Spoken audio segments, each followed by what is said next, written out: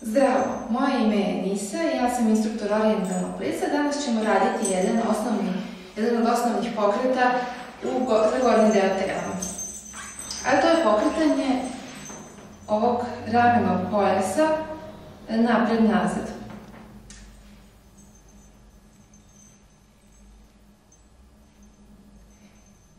Znači, kada radimo ovo pokretanje napred-nazad, obično kažemo da je to pokret ramenima, da je to napred-nazad ramena ili twist ramenima. Međutim, kada guramo rame napred, nećemo da radimo ovo, znači ne guramo samo rame napred, nego u stvari taj pojas ovde. Znači, zamislimo da ovde imamo jednu pravu liniju i da ovde, praktično tu gde je pazuh, znači da taj deo guramo napred, kako jednu stranu guramo napred, druga ide nazad. Promenimo. Jedna napred, druga nazad, promenimo. To je otprilike kao kad bi radili ovo. Znači, opustimo ruke. Dobro, ovo je jednostavno, to mislim da nije teško. Idemo isto to sa podignutim rukama. I na kraju, da bi dobili naš pokret plesni, treba šake da smirimo, znači šake ne idu zajedno sa ramenima, nego ostaju u mestu, znači ne skroz sa strane, nego sa strane pa malo napred.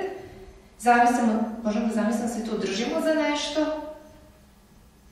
i znači idemo ovako i onda se uhvatimo za te zamišljene ograde i samo rameni pojas i malo grudni koš. Znači, ne kažemo, zapravo kreće se i grudni koš, ali to nazovemo napred-nazad grudnim košem, jer je naglasak na ramenima. Znači, efekt koji hoćemo da postignemo nije ovo, nego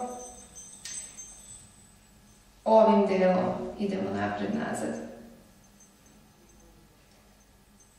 Ako vam je teško da fiksirate ruke, to je obično za većinu ljudi teško u početku.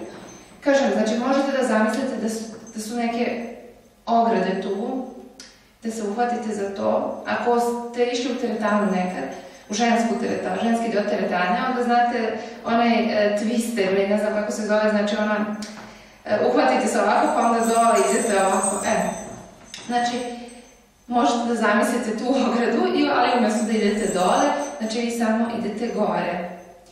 Samo gore, znači donji deo tela je potpuno miran.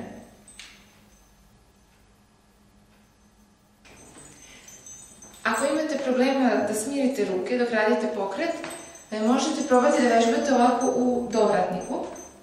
Znači, stanete u dovratnik, malo iza, tako da vam ruke budu šake budu malo ispred vas sa strane, uhvatite se za dovratnik i idete ramenima.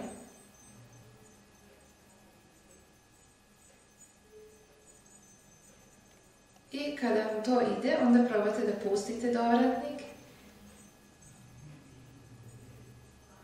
a da vam ruke ostanu ipak, to jest šake, ostanu na mestu. Sada da vidimo sa muzikom.